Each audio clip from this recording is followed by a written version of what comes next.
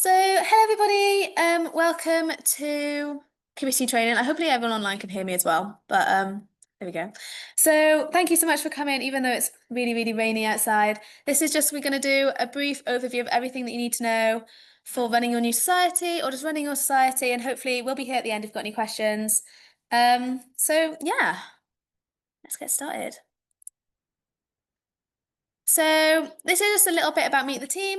So there's me, I'm your Society and Services Officer this year. So basically I just help you with anything you need, with your events, like just being there and supporting you throughout the year.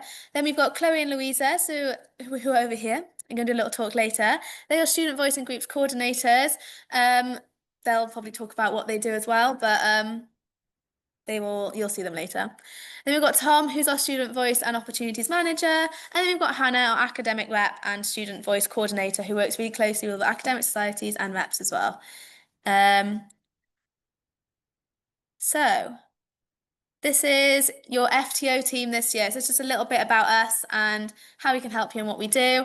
So there's me, your Site and Services Officer. There's Tanwyn, our Welsh Affairs Officer. She works really closely with all the Welsh reps and just everything Welsh in the uni and really supporting that. Robbie, who's a Sports Officer. Caris, our President. Katie, our Education Officer, and Melody, our Welfare Officer, who works closely with the advice and support team as well. So you'll be seeing us all throughout the year and with different campaigns that we do at the union or just in the SU building as well. We're here, there, and everywhere. So if you need any help, just let us know. So where you can find us. So in the Faraday building, as you all know, our main office is literally down this corridor. And if you go to the left, we've got a big office there, and then you can find wherever really you need to find, and then we can direct you to different places as well. And then we're on Bay Campus once a week. So on Tuesdays, our core hours is 10 till 2. There's at least one member of Student Voice there, and possibly an FTO as well, depending on the day and what's happening throughout the year as well. So if you are on Bay, come along and see us in a tiny. So, President's group chat. If you're not in this, please make sure you're in it. So all the presidents need to be in this. If your president is not in it, maybe take a photo of it, or just scan the QR code. That once you join it, there's categories. In each category, depending on what society you are, for example, academic societies, you'll be in the academic and employability. If your hobbies and interests, performing arts, faith, culture and international, etc., etc. If you don't know what category you are, just let us know and I can tell you what category you're in.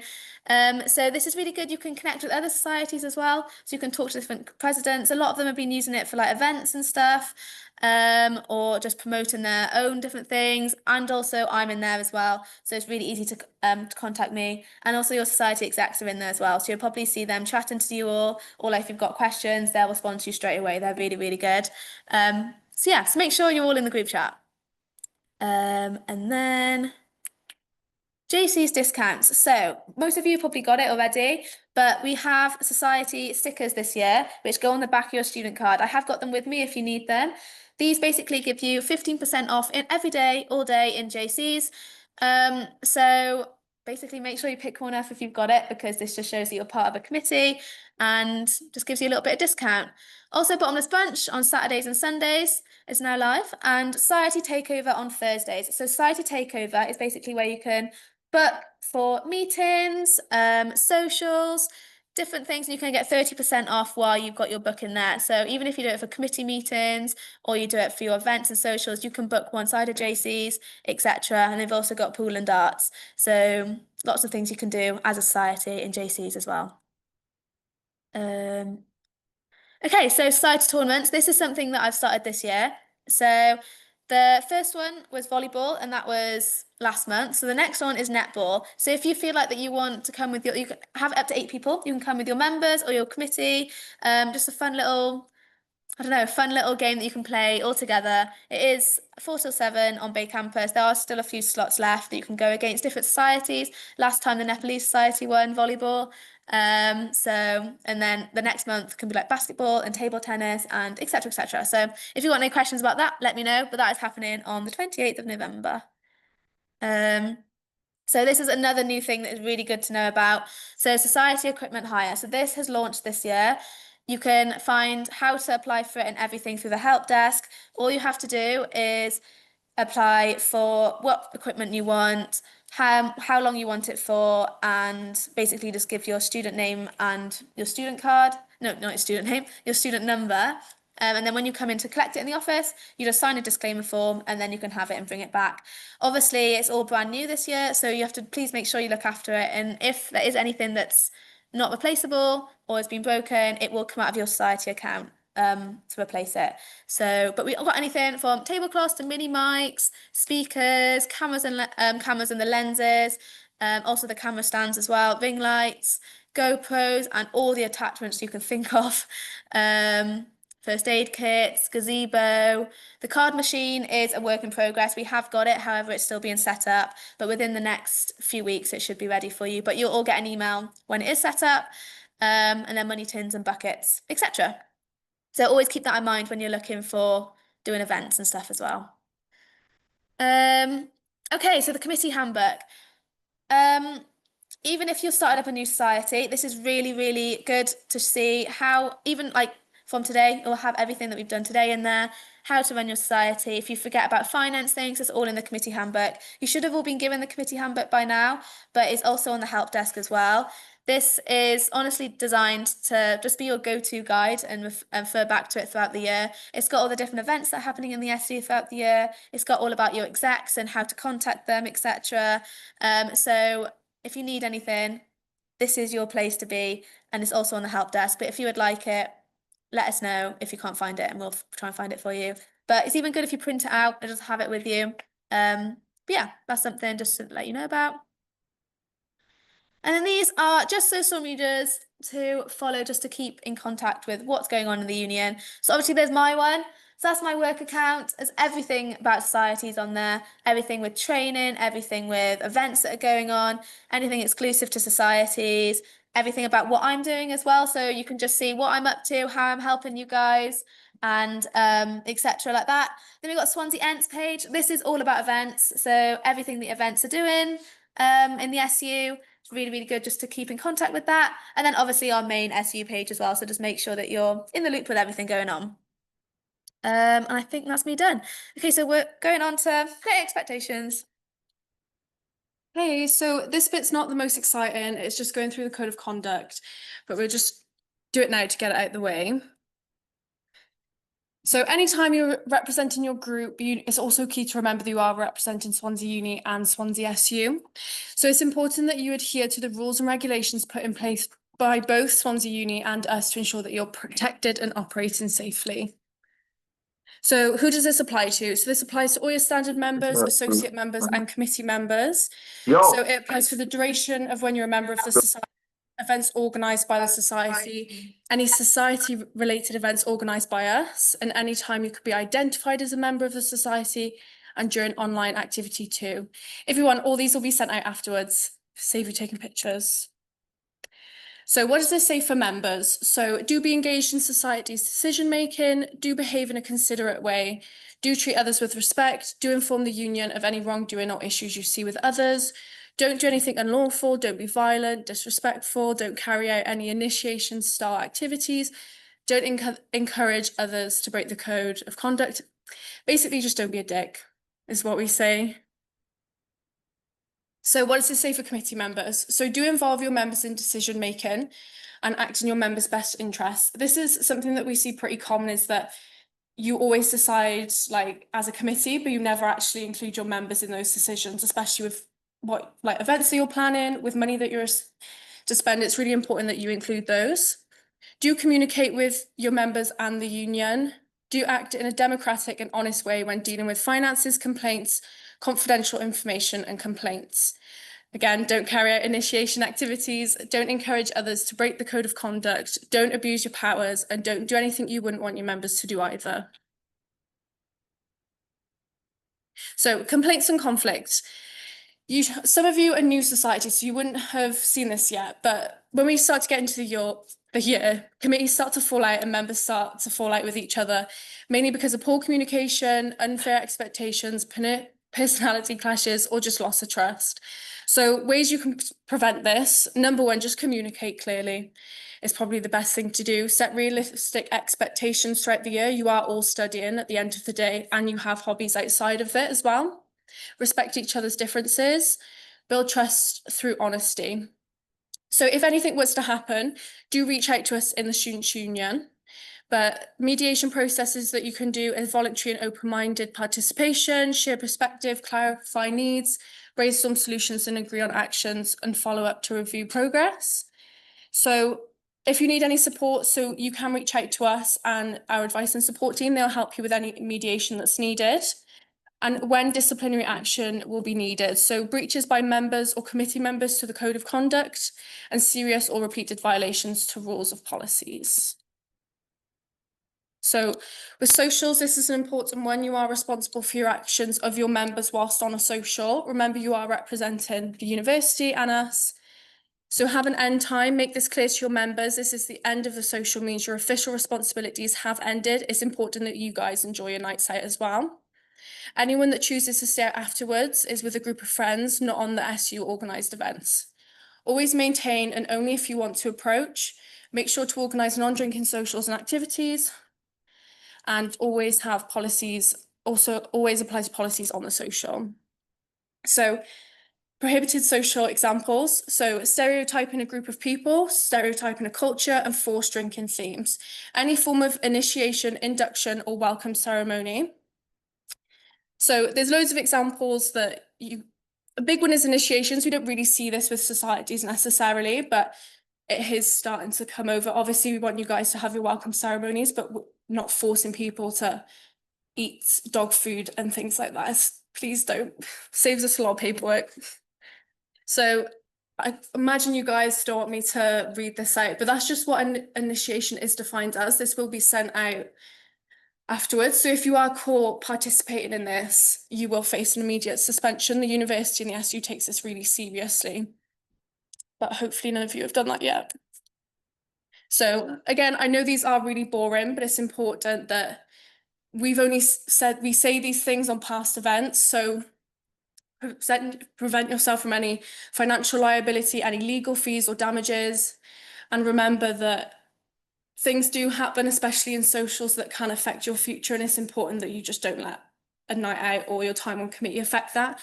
And then any legal reasons as well. Again, things done in society can lead to you maybe being arrested, which then can affect your degree. So it's just being mindful of those things. But again, these will be sent out if you want to see the code of conduct. But I'm hoping you're all pretty chill anyway. Now I'll pass you on to Louisa. Right. Hi guys. So we're just going to bring it right back to the beginning now and explain to you what the union is. So the Students' Union is run by students for students. As Maddie touched on earlier, she is part of a 6-officer team, which essentially make the decisions for the union and help run it. Essentially, we do everything for students, and we just want you to have the best time while you're at university. We are different to the university. We are a charity. We obviously work alongside the university to impact student experience, but again, we are separate, and the work we do with the university can be collaborative work or lobbying them for change. But again, this is all led by you guys. If you want change, get in touch with us, speak to an officer, and we'll see what we can do. So who engages with us? There's roughly 25,000 students at Swansea University. As I mentioned, we've got 6 full-time officers, but we also have 10 part-time officers.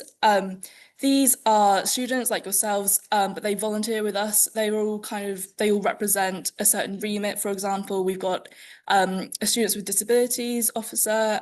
We've got an atypical officer, so that's anything but any student who doesn't have your typical university experience, that kind of thing. We've got 10 of those. We also have 450 plus academic reps. So these could be your friends on your course. They talk with your lecturers and make sure that everyone's happy with the quality of study you're getting. Any issues you can bring it to the reps, and then that will get back to us.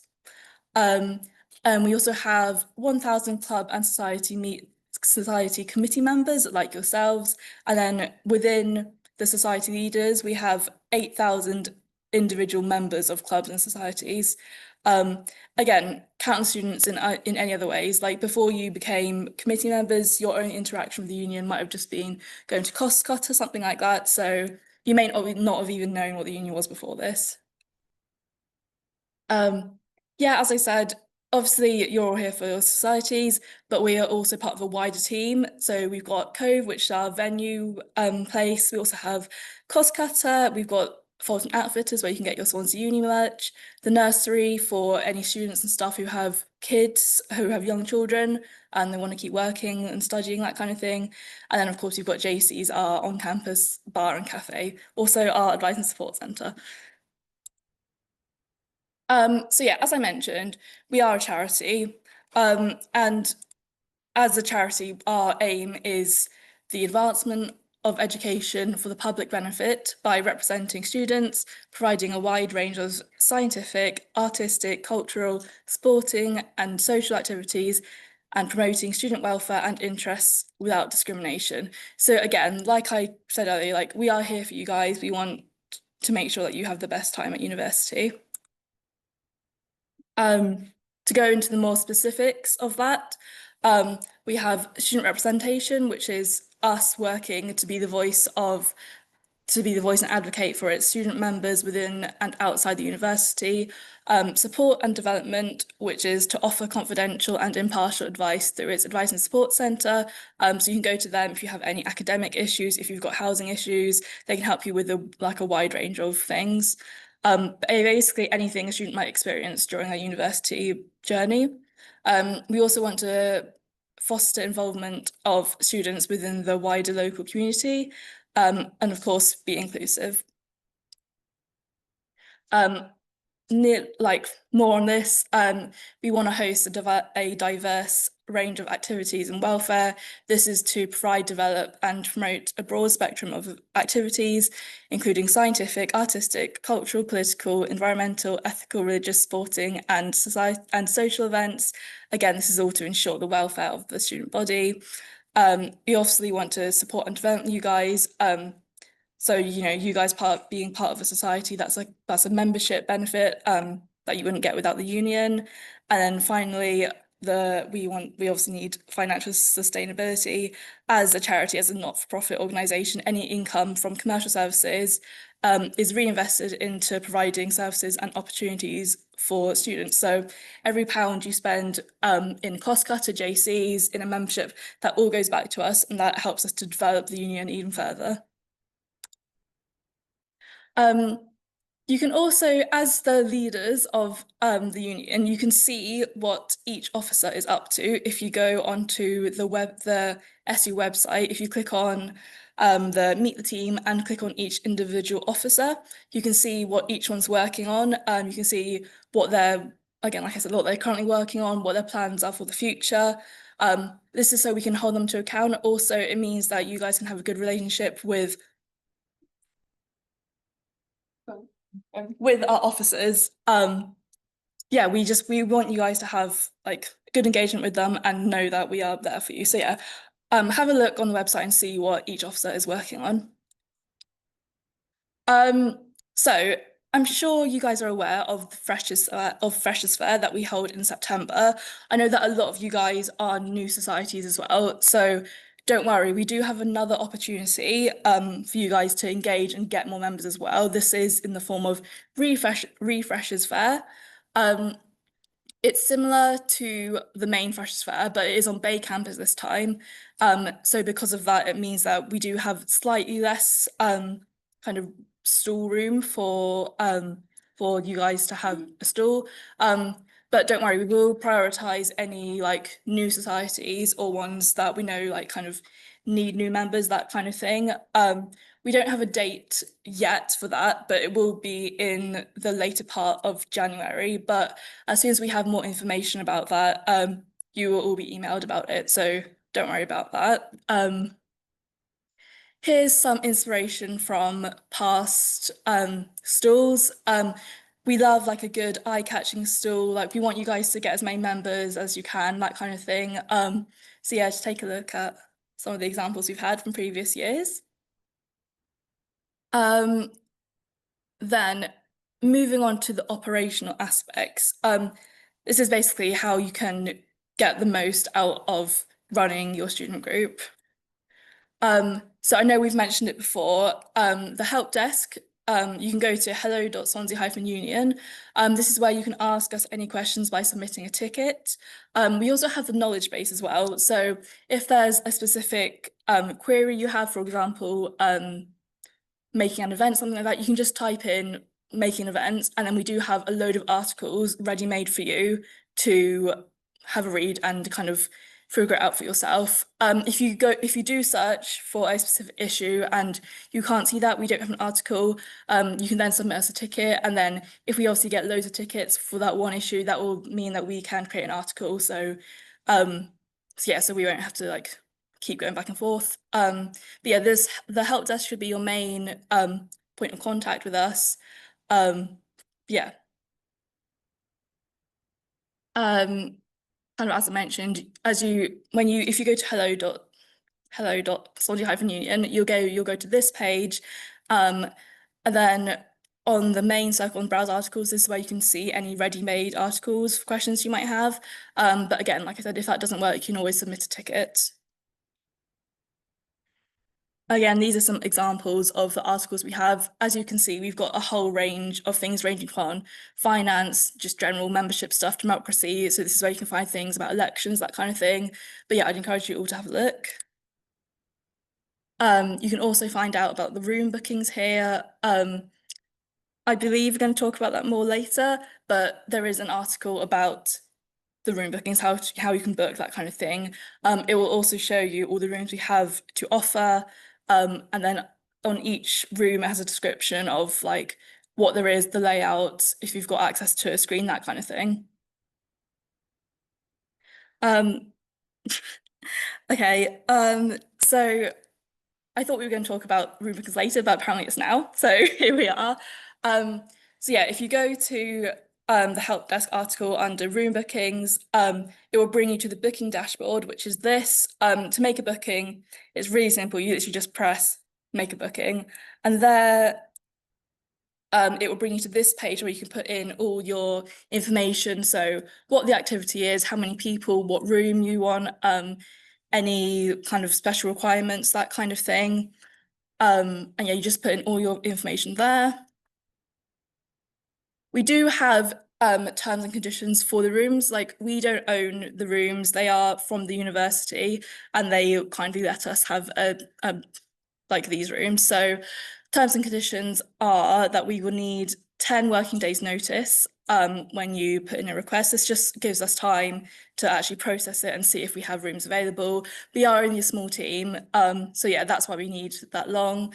I'm not going to read this all out, but I think a lot of them are just kind of self-explanatory. Again, like Chloe said earlier, just don't be a dick, respect the rules, and yeah, I'll leave that there for a bit for you to have a read. Moving on to the external speakers, this is a separate form, so you need to put an external speaker form in if anyone comes in who is not a student, essentially. This is just to ensure that your safety, that kind of thing. I believe I speak more about that later.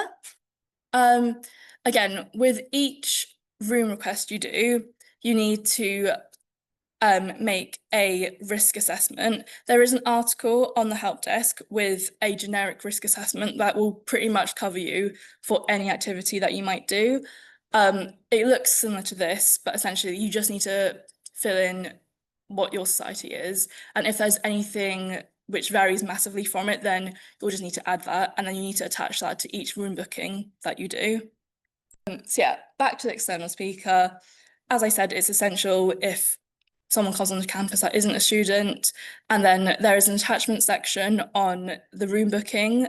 You just need to fill in the information of the external speaker, and then we'll give that a look over and just make sure everything's okay. Over 99% of the time, it'll be absolutely fine.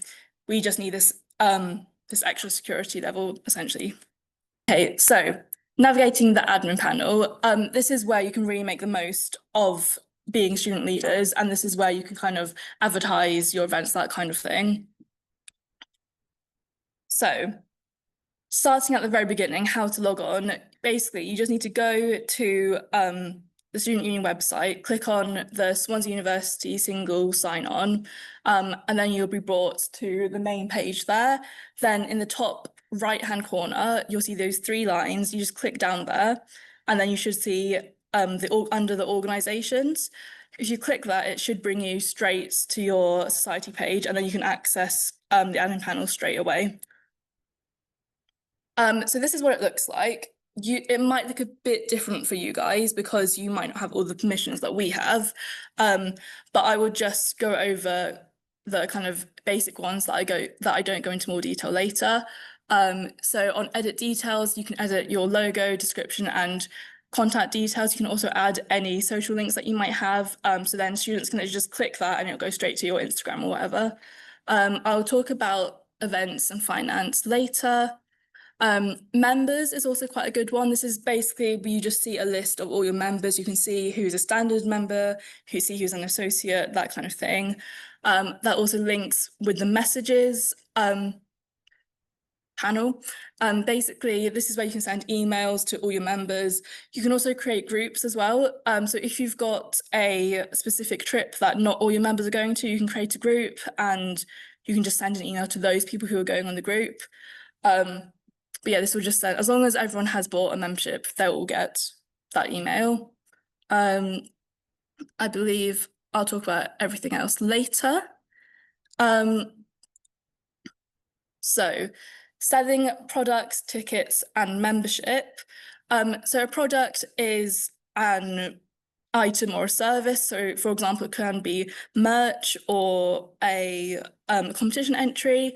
You can add a sales limit to these, and you can add customizations. I say you actually, unfortunately, only we can add that. So if you want to add a product, you will then need to submit a ticket to us, just detailing like what the product is, any limits, if you want to make it available to only like standard members, that kind of thing. If you just submit a ticket with all that information, then we can set that up for you.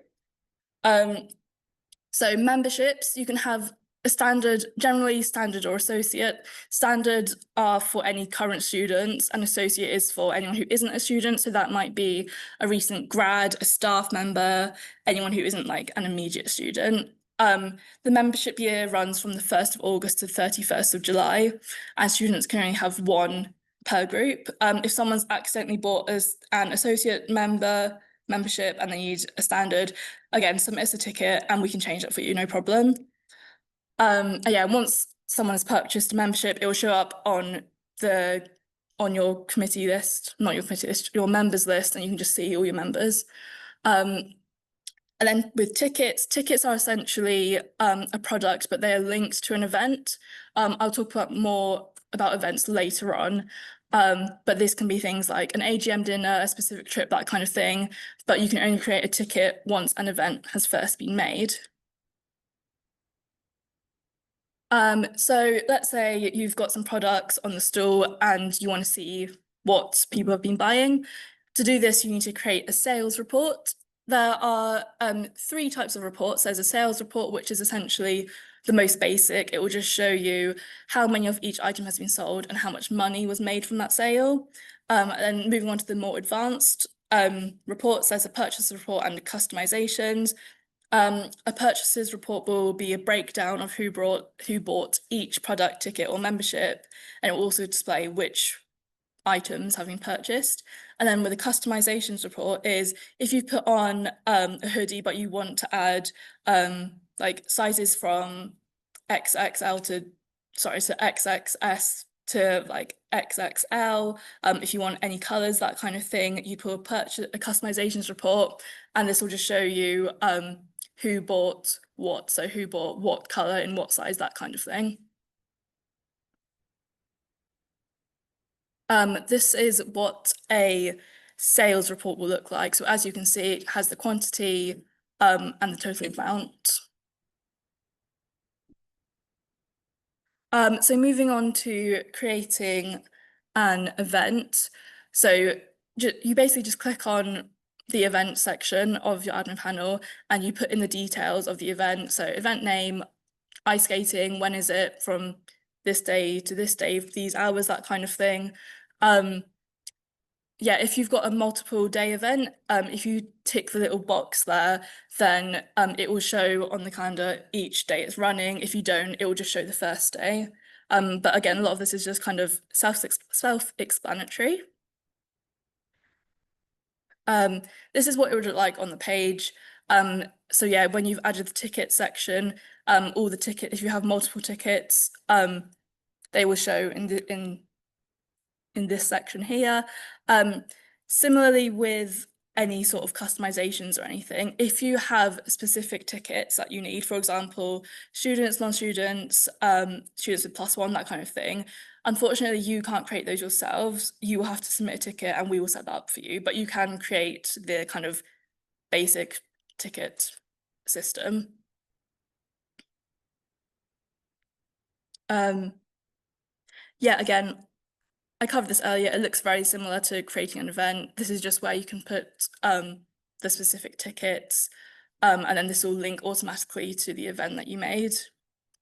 Again, any like specific requests, submit as a ticket and we can sort that for you. To delete a ticket from an event, you can delete a ticket as long as there are no sales attached to this. If you do that, it's really easy. You just press the delete. I believe it's just cut off in this picture, but it will just be like an extra row in the picture here. But yeah, if you want to delete a ticket from an event that already has sales, you basically just need to change the on sale date to a date that's already passed, and then people won't be able to buy that anymore. And then if someone has bought that by accident, again, submit a ticket and we can sort that out for you. But yeah, this is just a good piece of information to know. So if you want to test putting on a ticket, that kind of thing. Moving on to the matrix. So we launched this last year as a trial. It's basically a set of criteria that all societies are marked on. It's not a way for us to kind of like track you to make sure you're doing well. We don't want to punish anyone, but it's just a way for us to make sure that you are running a successful and sustainable group. We also have a section there which is a kind of open space for you guys to acknowledge any specific achievements that you think you've done that might not be covered in the matrix. It also has different weighting based on the values that we as the SU have. So in the example here, you can see the top weighted sections are having a positive bank balance and using the finance system. Again, we'll talk about finance later on, but those are like core to being a student group, and without those, like, you essentially can't really function, which is why they are top weighted. We also have medium weighted, which are things which again we think are great, but they aren't necessarily like the bare minimum. For example, holding a fundraiser. And then we have the lowest weighted, which is just kind of like extra things that aren't essential, but again we think are great. We are looking at implementing a financial award for those top performing societies. The exact amounts aren't confirmed yet, but we are looking to have that because, again, like doing the matrix, it is like an extra piece of work that you essentially has to do to run society. So we do want to reward you for making that effort and obviously showing us that you're a great society. But again, once it's launched properly, which should be in the next few weeks, you'll have all the information there and you can ask us any questions from that email. If your society doesn't do too well or doesn't score the greatest in the matrix, like I said, we don't want to punish you. Like, we want there to be groups and we want students to have as much like fun as they can. So if you are a lower performing society, that just means that we know who to look out for and who we can maybe call in, have a development meeting with, see where we can improve, and basically just see how we can help you and see how you can reach your goals.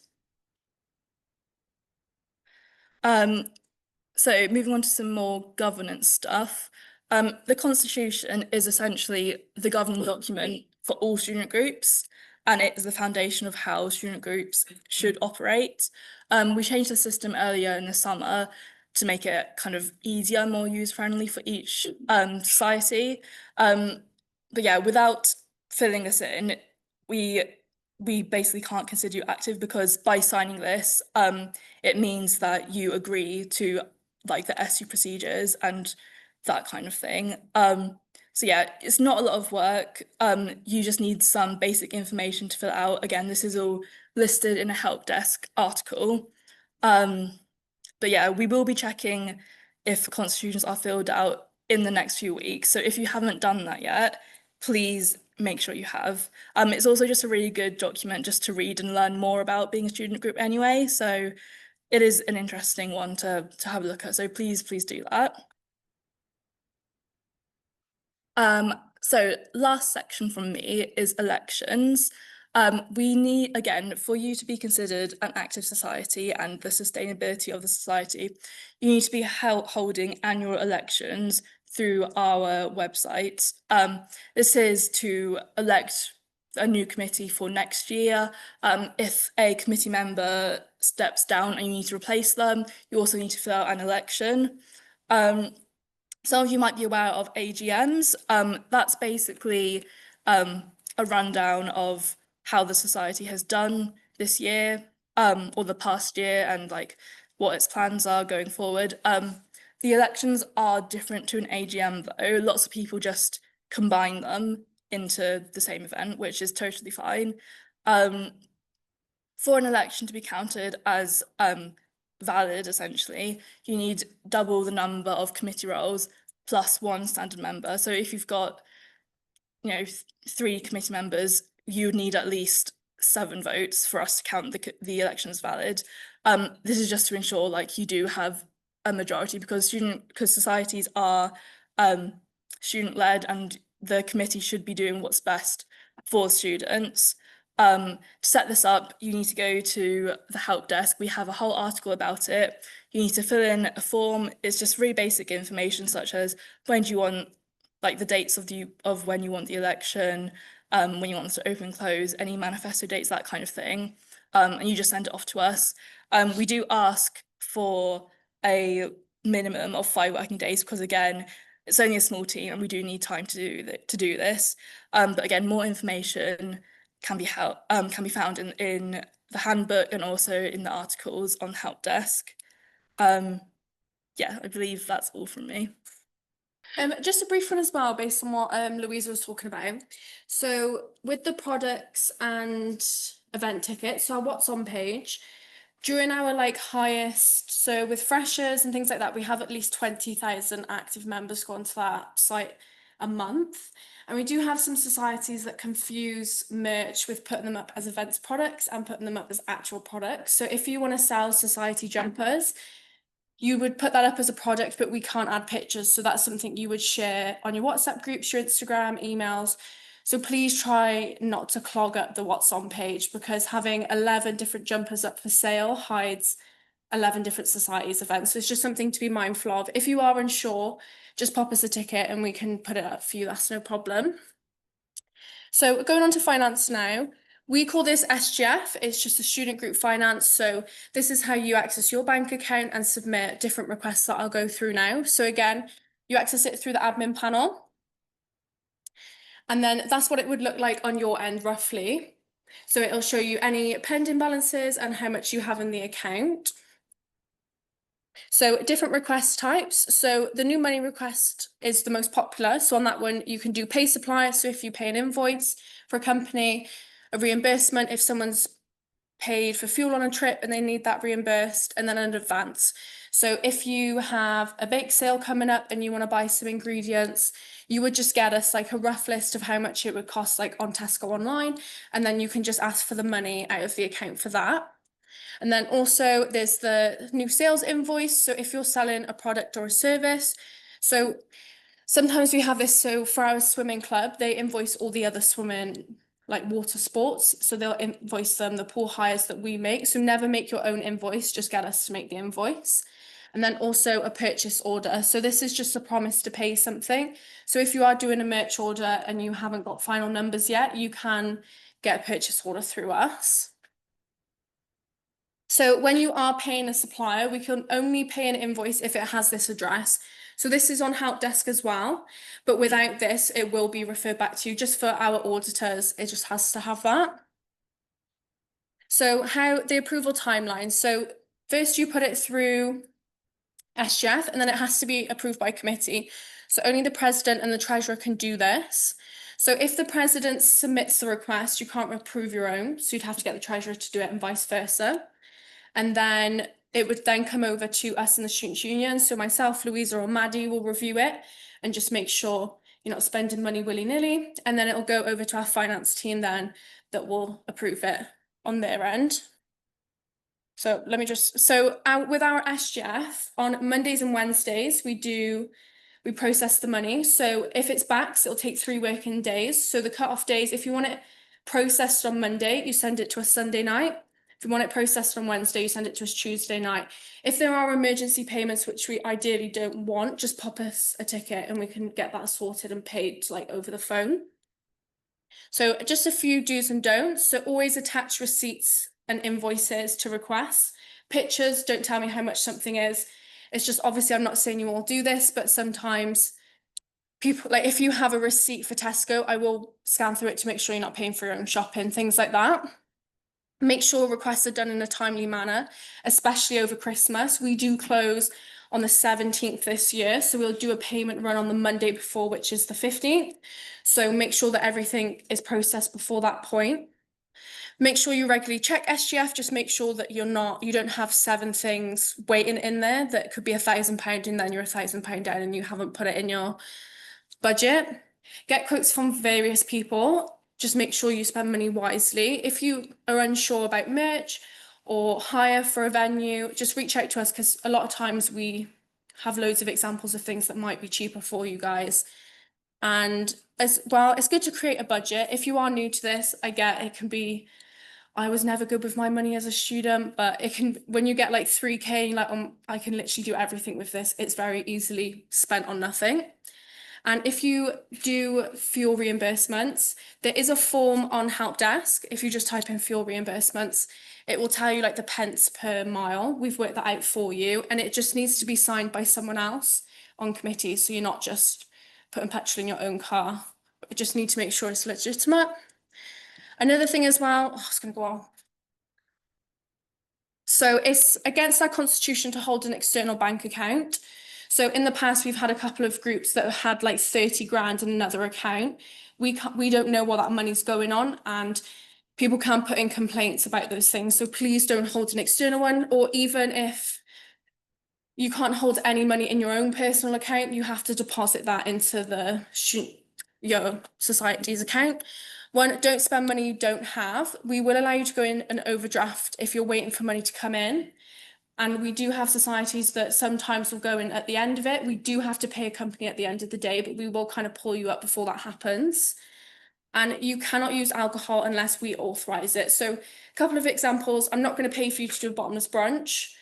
If you want to hold an AGM and you want to put wine on the table, that's completely fine. We'll pay for that. Or if you do like a paint and sip for freshers, just always ask us before, because a lot of times we've had people go for a committee meal and want all their vodka paid for. So, and then also don't spend money on individuals. Make sure it benefits all members. So a lot of committee, we just select you in. So you're not actually paying for the membership. I know you spend your time, but for people, your members, they are paying to be a part of that society. So just make sure the money is spent wisely, not buying committee or nice fancy puffer jackets, and it's actually benefiting everyone. So how to pay in your student group account. So say, for example, the university give you money and you needed to put money into the account. So you would just type that into your banking app. That again is on Help Desk. If you need it, just ask us for it. Make sure you put the reference. We have 200 student groups. So if it's not referenced right, it's really hard to find where that ends up going.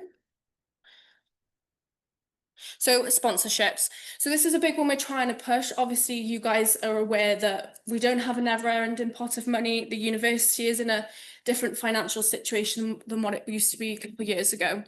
And the university do give us money, but it doesn't stretch really fast. We encourage everyone. It's really easy.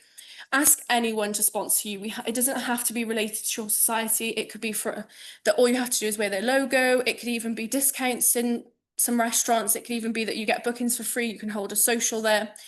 So there is a template, so you don't even have to make it yourselves. Just make sure, if you're stuck as well on ideas, again, just reach out to us. we do encourage you, even if it's £100, every little helps on that one. Student group transport hire. So if you wanted to hire either a coach or a minibus, we have a contract with Days Rental for 50% off. So it's a lot cheaper than you guys going externally. Again, on help desk, if you just type in student group transform hire, there is a form. Kath in our finance team mainly does that. So we do need 2 weeks notice.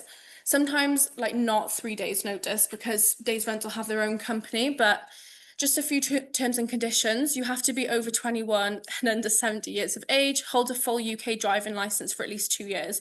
That is specifically for if you're driving the minibus.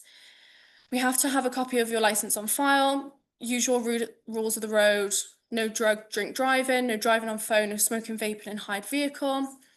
If you want to hire a minibus, so it's either a 16 or a 17 seater, the person driving it does have to have an additional license category D1. That'll just be on the back of the license. Anyone who has it will know what it is. And then a coach hire is around 52 seats. So you'll have to pay for the vehicle hire and the driver. So if you want it, say you go into Cardiff, 52 seater, and back, that'll be around £500. But if you're doing like an overnight trip, it might be like 1,000. It is quite a lot, but it's a lot cheaper than going externally. Just another thing as well that, so with the bank details that I shared here, so we have one central bank in the Students' Union, so we don't have 200 different bank accounts for you guys. So we have little like saving pots or almost that, so twice a month our finance team will manually move any money that comes in. So that's website sales, that's any sponsorship forms that's come in, any money from the university that gets updated on the second week of the month and then the last week of the month. So if you're worried that like £1,000 missing from your account that you know about, it's just because we haven't manually added it yet. Okay, so I'm just gonna quickly go through this and then we can have like 5-minute break and then we'll go into like more of the welfare things and all of that jazz. Okay, so get to know your exec committee. So they're not actually here at the moment. Obviously, at actual committee training, you got to meet them all. You will meet them throughout the year. They are my little team of little society people that really help me get to know what you guys are doing. They'll get feedback from what I'm doing to you guys. So they are really, really good. If you've got any questions or anything, they really know their stuff, basically. So what is an exec committee and how do they represent you? So at the beginning of the year, they all apply, and I've got one from each category. So like faith, culture and international, performing arts, and they've got 2 open space ones as well, which they're part of lots of different committees to oversee everybody. So they are the key decision-making body for you. They decide on new and adopting societies and applications. So people here that are new societies, my exec committee helped approve your new society, basically. And then they also decide on grant fund applications, so which you can apply for. The new one is now out in January, which you can apply for, and my exec committee will approve how much money you get, etc. And they also channel feedback from me and the student voice team to you, which I've already said. So so how do you contact them? Basically, there is the President's group chat. I would use this as your main point of contact for them. They are all on the President's group chat. So if you've been added onto it, go into your either the general, which is for everybody, or your categories. They're all on there. You should be able to see them. If you don't know who they are or you can't find them on there, just let me know and I will put you in contact. Or I'm on there as well. Just put a message in and someone will answer you. But this is your exec committee this year. So we've got May from Performing Arts, Lucy from Hobbies and Interests, Parry from Culture and International, Heroes for Politics, Culture and Liberation, Amira and Devish for Open Space, Asra for Faith, Tom for Science and Engineering, Gersha for Medicine, Health and Life Sciences, and Libby for Humanities and Social Sciences. So you probably might know them, you might not know them, but you will get to know them throughout the year. So yeah, that's a little bit about them. So moving on to advice and support. Unfortunately, they can't be here today, but these guys are really, really, really amazing. They can help you with anything from mental health and well-being, financial issues, housing issues, like if you've got any course mate issues or housemate issues, literally anything. It's all confidential and it's all through the union. They are in Fulton House, just by around the cost cutter. So if you've got any like welfare officers or anything that you need help with within your society, please go to these guys. They'll really help you. They do have a PowerPoint they were going to do today, but obviously the person was ill that was going to do it, unfortunately. So we will send that round to you after. So anything else about advice and support that you want to say now? Okay, so I'm Fionn and I'm from the Safeguarding and Disclosure Response team at the university, okay? So we used to be called the Welfare Team. We were called Welfare at Campus Life. Basically, the university's undergone a bit of a redesign. So a few kind of support services have changed, okay? So it does get a little bit confusing, and that's kind of why I'm here to kind of discuss it. But also to make, why is that making such a noise? But also to make sure that you know where to go if somebody was to disclose something to you, okay? So, basically, sorry, can you not hear that noise? What is that? So the Safeguard and Disclosure Response Team basically provides specialist advice and guidance to students who experience violence or abuse. Okay, so that's including like sexual violence, domestic abuse, stalking, harassment, anywhere where there's a risk of there's an element of risk to an individual. Okay, we also support students who are struggling with their mental health, but we don't offer that kind of mental health and kind of mental health practitioner therapy support. What we do is we cycle students on to get those specialist support services, okay? So all of those things there is what we would cover and more, to be honest. Things come to us every single day that I can't even believe are actually happening, okay? So even if someone's been assaulted, someone's been arrested, anything like that, that will come to our team. Okay. So these are a few ways of how we can support you. Okay, so we offer, like I said, practical advice and guidance to students with regards to making initial disclosures. So say something had happened to you and you want to make a disclosure to somebody, you've never spoken to somebody before about the situation, you can come to us, okay, and we can make sure that you're getting support from all the right services, okay? So that could be like really, really specific services that you might have never heard of, you didn't even know there could be support for you because you feel like whatever's happened to you is so kind of like kind of specialised to yourself. There are specialist services for you, okay? And we can also discuss your reporting options. So if you felt like you wanted to report to the police, or you wanted to report something to the university, or you wanted to informally report something to the police, for instance, you want to do a Clare's Law on somebody around domestic violence. Does anybody know what a Clare's Law is? Yeah? No? So a Clare's Law is basically when you put in a almost like a subject access request on an individual to see if they've had any convictions of domestic violence in the past. Okay, so we can work with students to do stuff like that. We also kind of support students with accessing kind of practical support with regards to financial support. So has anybody heard of the Money Advice Team? Yeah, so the Money Advice Team, they've changed it, Money at Campus Life. They will offer financial support to students, okay? So that can be through hardship funds, wellbeing support funds. If someone's passed away, you can have bereavement support funds, okay? So there's lots of different pockets of financial support as well for students. And then we will also make sure that if something has happened to you and you're really struggling at university because of that thing, then we can make sure that you're being supported whilst kind of studying. So making sure that you've got that kind of academic support behind you as well. Okay, so a lot of the times when students make disclosures to us, there might be some sort of element of safeguarding, okay? And that might mean that we have to let other kind of services know, local authority know, and so on. So that's where the safeguarding comes into our work. We will always let students know what we're doing. If we have to pass on information, we wouldn't just kind of do it off the cuff. You'd always be informed of if we had to make any decisions or take things out of your hands, okay? And then we work in partnership with staff both in and outside the organisation. So we work really closely with the police, managing disclosures, ensuring the appropriate steps are taken to safeguard students and others who may be vulnerable at risk. So not only does my role mean that I have to safeguard you, but it means that I have to safeguard anybody that you might come in contact with. So that could be your brother, your sister, your friend, okay? We would put those referrals into the local authority if we felt like we had to because of a disclosure that you had made. All very confusing, okay?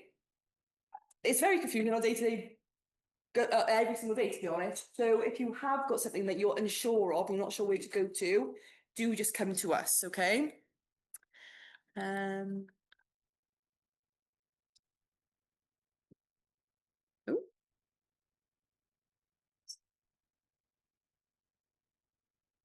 I can't move my my mouse. It's my mouse. Oh, it's the Wi-Fi ring. You've broken it. So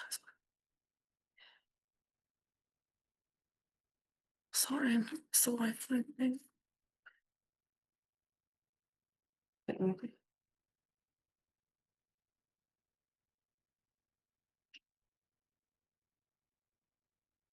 Okay, whilst that's kind of coming together, I'll talk through a few other things. So has anybody heard of report and support? Yeah? No? Come on, people, give me something. No? Brilliant. Okay. Well, basically, report and support is basically a safe and confidential platform where you can report or disclose incidents that have happened, okay? So what used to happen back in the day was students would send us emails in making disclosures about things, and it kind of got a bit messy because a lot of students wanted to kind of disclose things anonymously, or they weren't really sure where to go to, and a lot of kind of reports were getting lost, okay? So report and support is basically a one-stop platform where you can make disclosures to us about things that have been going on, okay? And it covers everything like I've talked about, everything to do with violence and abuse, so sexual misconduct, domestic violence, stalking, harassment, everything. So if you've been a victim of that crime, you can report through report and support. So you can do it anonymously, and it's a really good function because lots of students don't want to come forward with their name, so they can report anonymous things, okay? Or they can report or disclose with their contact details, and that means then that a member of staff, so somebody from my team, will get in contact with a student and offer that practical advice and guidance, okay? We're also all a team of sexual violence liaison officers, okay? So we can offer that really specialist support to students. And we're also a team of IDVAs, so independent domestic violence advisors. So we can really make sure that whoever is experiencing these crimes can have that really specialist support moving forward, okay? So if you literally just type into Google, Swansea University Report and Support, it will come up, okay? And also on there, which is really helpful, say for instance, somebody's made a disclosure to you and you're like, oh my God, I literally do not know what to do with this information. There's support pages on there which you can access, which tells you what to do in that situation, okay? And if somebody was to disclose to you, you can just say like, I'm not the right person to speak to you about this. Like, I'm really sorry this has happened to you. This is where you go to for support, okay? Obviously, if it's an emergency, don't go through report support, ring the police, okay? Okay, safety apps. Has anyone heard of Safe Zone? Has it been drilled into you? Yeah? Has anyone actually used it? No? Good, I'm glad you actually haven't had to use it. So obviously this, if for anyone that doesn't know, this is a personal safety app for students at the university, okay, and it's for staff as well. I actually had to use it the other day when somebody fainted. So basically it means that security can come to you really quickly in a situation. And security are first responders, okay? So they can deal with any kind of like medical situations, mental health crisis or anything like that. They will be the people that will come to you straight away in that situation, okay? So even if you're living on campus and you've got concerns about somebody in your flat, you're concerned about their safety, their mental health, or someone's just being really annoying in the flat, you can call Safe Zone and security come up to deal with the situation, okay? And then the other app, which is really helpful, is the Hollyguard app. Has anyone heard of that one? Okay, so this is another kind of safety tool that you can use. And it basically means that it turns your device into a personal safety system, basically. It shares your location with friends or family, and it means your kind of instant emergency alerts to friends or family or to the police, okay? So we do say to lots of people to download these apps because they are really helpful. So it works off campus as well as on campus, but if it goes off campus, if you're using it off campus, it will go to security, and security will probably like initially ring you to be like, are you okay? Do you need like emergency support? And then they will then contact the police on your behalf. Okay. But if you're on campus, security will deal with it straight away. And it's also like GPS tracked, so it'll know your exact location. It's actually quite mad. Like even if you're in a tower, it will know where you are within that tower. I don't know how, but it does. I think it's the one. No, that's fine, don't worry. Okay, so this is then around what to do if a student discloses something to you, and it's with regards to risk, okay? So around violence and abuse, around kind of struggling with their mental health, suicidal thoughts and ideation, okay? So you need to ask yourself, if they've made this disclosure to you, Are they in immediate danger? Okay, are they a danger to themselves? Are they a risk to themselves or a risk to others? If necessary, you can contact Safe Zone on 333 or contact security through 333 or via the Safe Zone app. Okay. The main thing here is just that you're listening to somebody, you're believing them, and you're signposting them onto then the support. Okay, so you're not taking it all on, you're not dealing with the situation, because a lot of times in university, I've supported so many students who have gone that extra way to support friends, which obviously everybody wants to do, but then you start to take that on yourselves. And then you start to struggle with your own mental health, okay? So make sure that you're kind of saying to these people, saying to your friends or, you know, committee members, I'm so sorry about what's going on, but I'm not the right person to support you right now. This is where you can go to for support, okay? And you can signpost them straight to report and support, or all the support pages that are available through the university website, okay? Okay, and the last thing, obviously you can't see it now, but it's something called HAPIS. So how many of you have got like first years in your committees? Have you got like lots of first year students? You don't really know? Yeah, you guys have. So a lot of first year students, obviously they kind of come into university, this is their first year. It's a lot for them to take things on. They're not quite sure where to get support from. They might struggle with, I don't know, like they might feel quite anxious about things. They might feel like they're really procrastinating. I mean, that doesn't happen just for first years. I can tell you when I was every single year procrastinating whilst at university. But there is a toolkit called HAPIS. Has anyone heard of HAPIS? No? Does anybody know what HAPIS means? Happy, exactly. So it's a student life toolkit, okay? And basically it's an online course that kind of prepares you for university. And it prepares you for like the mental, emotional and kind of practical challenges that you might face while you're at university, okay? And there's all different modules in there about all different things, okay, that you might be struggling with. So if a student does come to you and they are kind of struggling with their mental health, they're not coping with things at the moment, this is just another resource that you can signpost to, which is really, really helpful, okay? All right. That is all. I'm sorry that those slides aren't 100% working. It's quite, don't know why. But has anybody got any questions? No?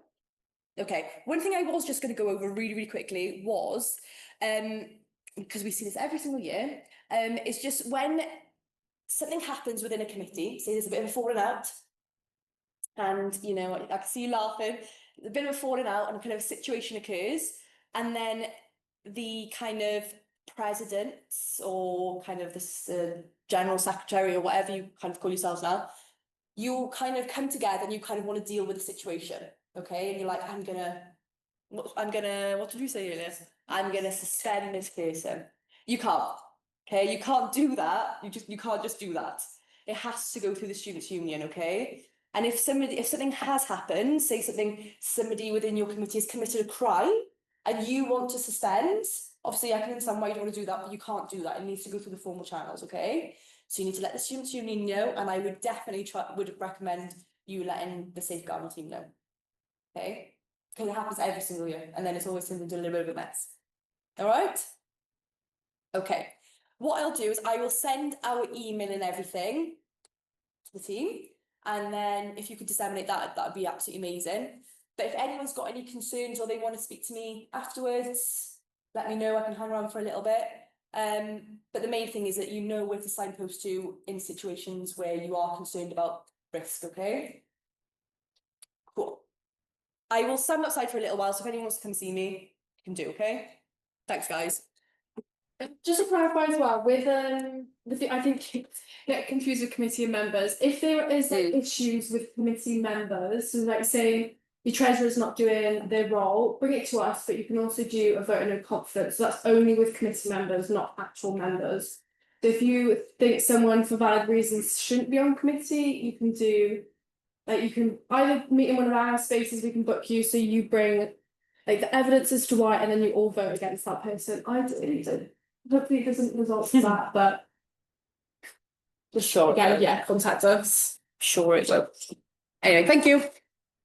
Liam, who is our marketing coordinator, made this amazing presentation when we done committee training in the summer. And he can't make it today, but there's some useful tips and tricks that you guys might want. This is his lovely cat, Sriracha. So just a couple of tips. So why does social media matter? As probably all of you here have TikTok, Instagram, Facebook. I know I endlessly scroll on TikTok at night. Around 90% of 18 to 29-year-olds use social media every day. So it's really important that you guys use that for your society to promote what you guys do. Same with us, we put everything we do on Instagram, TikTok, Facebook, as well as emails as well. So strong socials increases visibility, engagement, and growth throughout the years. So choosing the right platforms. So Instagram is great for visuals, stories, reels, event promotion. That and TikTok is probably one of my favorites at the moment. So, and then with TikTok, you can do short, engaging content to showcase society culture. Instagram is still useful mainly for event invitations and society groups.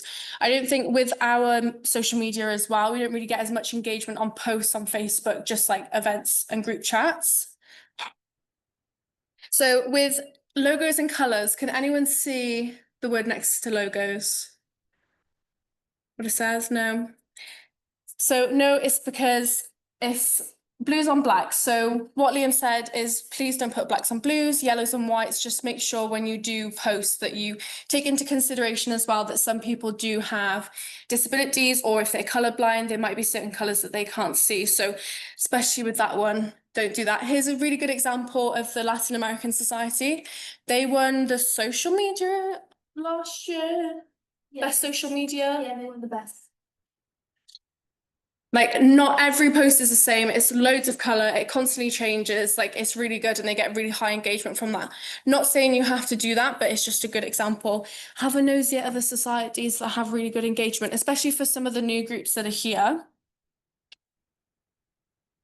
And as well. So based on our socials as well, so videos over photos for engagement. Videos definitely boost a lot more traction than photos. Obviously, if you're sending photos from the night before, like a social that you've done, you can always do it in a video, put some nice jazzy music behind it. Aesthetic feeds equals more followers. I think we all are pretty current for you guys to know what's trending, especially with your members, what your members like. I think trends change so quickly. It's really important to get on them while they're still current as well. Let's see. You get, with videos, you get 3 more times exposure than photos. So videos, if you get people to save them, the algorithm gods love that, but as a whole is a different battle. And so again, videos. So here is an example of the dance varsity video. So as you can see, there's like 70,000, 26,000 views. So that we collaborated with the Dance Society on them. So make sure you're tagging members, collaborating with other societies for cross promotion. You get a lot more traction with that as well. So engagement and growth. Big one that Liam did say is hashtags. So those 2 ones at the top there we use all the time. Always use hashtags because that will come up on people's feed that you didn't necessarily think would find your page. So this will be sent out as well. Collabs and mentions reach wider. So if you want to collab, there's definitely, well, probably a society in Cardiff Uni that is similar to yours that you could collaborate with. Not even Cardiff, you could reach all across the UK and collaborate with all the societies in this room. We do encourage collaboration. And then one thing as well is fun fake beef drives buzz. As probably some of you might know at Varsity, we rip Cardiff really bad on social media and they do the same to us, but it gets us a lot of traction. People find it funny. It gets us more views. People buy more tickets, which is what we want. Engagement and growth as well. If you have an event coming up, make sure you post, get the events out early, then send out reminders on your story. Just constantly be going on that. If you wanted to get really boring, Instagram insights, TikTok, I can't speak, analytics insights to show what's working. So if you want to try something 1 week and you think it's not really working, you can have a look at those things. Again, if you want to be shown more of this, we can get Liam to email that out as well. So mentions. I know previously it did change that you used to and then type us into it. But now once you post the story, when you click the little dots at the bottom, you can do add mention. Maddie did share 3 Instagram handles earlier. We encourage everyone to constantly tag those. You might think on some occasions that we don't reshare. Obviously, when we have 200 groups, we can't reshare 200 posts every day. That's a lot. And if we have our own material, but always just tag us, because with all of our officers, all officers as well, especially if you're doing like exam prep and things like that, tag Katie, our education officer, all of them, and they'll reshare it on their stories because they have thousands of followers, as well as the SU. I think we have maybe 20,000 followers. So scheduling and algorithms. So post at peak times, not during lectures. So I think you will, well, some of us, I used to sit on my phone in lectures, but when you finish uni, obviously loads of people are on their phone once they finish work. In the evening, so definitely try and post then, or when they wake up in the morning. Use scheduling, so without you guys, say you have 6 hours free, which on a Saturday, and you want to make some posts, you can schedule them out to go for the next week or so. So make sure you guys do have uni as well, so just make sure you're putting time aside. You don't have to put an hour aside every day to post a picture, when during freshers especially, it can be quite long. And then what's event promotion? So get your event out there ASAP. People are a part of different societies, not just yours. So being prepared gets the event out there, especially if we have students that are part of at least like 10 societies sometimes. So getting it out there early, and it helps us if it's early on our systems as well. Teasers, countdowns, the big reveal, reminder posts again, without taking it over and putting it into the human element as well. During the event, repost stories of like when students will post stories, repost it, just being constantly active, and also having that human connection is what people want in the digital world. And also FOMO, create FOMO for people who want to join your society. If you're having a really good event, if you're constantly posting on that and someone scrolls across it, they might get FOMO and then come next time. Lastly, the pitfalls to avoid. Check your work. You want a slide. You want to slide with pitfalls and you end up with pitbull instead. It's easily done. You'll be surprised at the amount of keyboard warriors out there ready to correct the spelling mistake. Inactive accounts look worse than no account.